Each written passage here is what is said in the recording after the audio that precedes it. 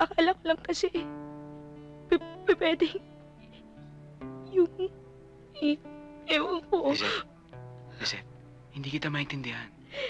iba yung, iba yung naging dating sa akin. Yun lang. At saka, ang gwapo-gwapo mo pa, nakakapanghina ka. Sige, alis na ako. Ito rin ang batayan ng tunay na pagmamahal. Kung mas mahal mo siya, kaysa mahal mo ang sarili mo.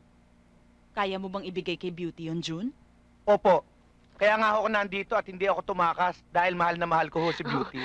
Mahal namin ang isa. Okay. O sige, simulan na natin.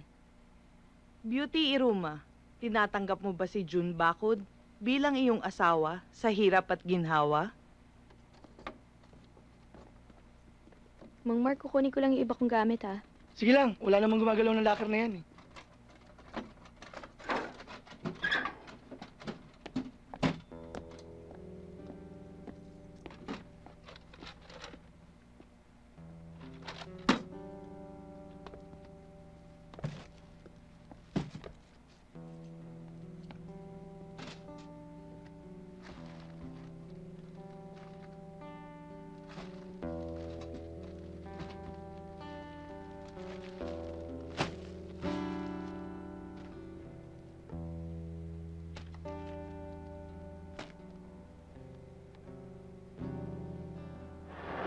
Oo nga eh, grabe nga eh.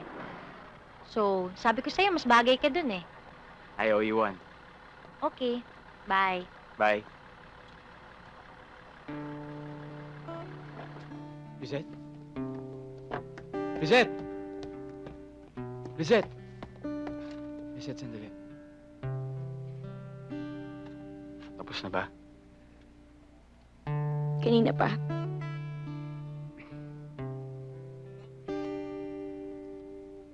Alam mo, hindi ko alam kung paano ko sasabihin sa ito eh, pero... Napasarap ko sa kwentuhan namin ang magiging boss ko. Kaya... Hindi ako nakaalis agad. Lizette, I'm sorry. Okay lang. Okay. Lizette, I'm really, really sorry. Huwag ka na mag-sorry. Alam mo, okay lang. Hindi ka naman dapat mag-sorry kasi wala ka namang kasalanan eh. Yung pangit, ano? Mukha ewan ko, parang... Ano ibig mo sabihin? Hindi, sandali. Ako muna. Kasi baka makalimutan ko to. Hindi ako makakatulog kapag hindi ko nasabi sa ito eh.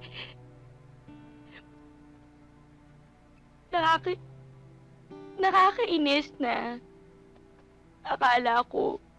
nakakainis yung nararamdaman ko kasi akala ko pareho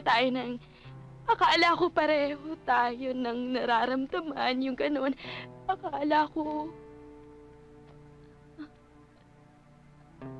Wala lang. Akala ko lang kasi, pwedeng, yung, ewan ko. Lizette, hindi kita maintindihan. Hindi, matatapos na ako.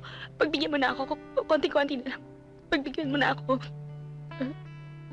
Kasi ang bait-bait mo eh. Iba yung naging dating sa akin. Yun lang. At saka, ang gwapo-gwapo mo pa, nakakapanghina ka. Sige, alis na ako.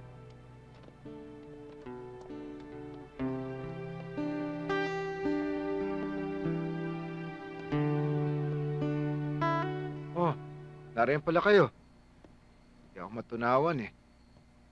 Ay, sarap.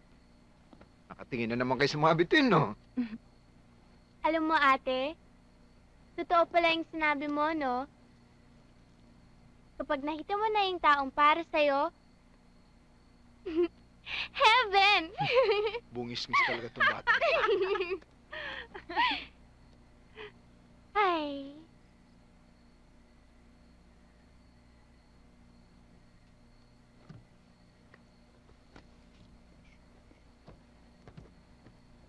Bakit, anak? Bakit?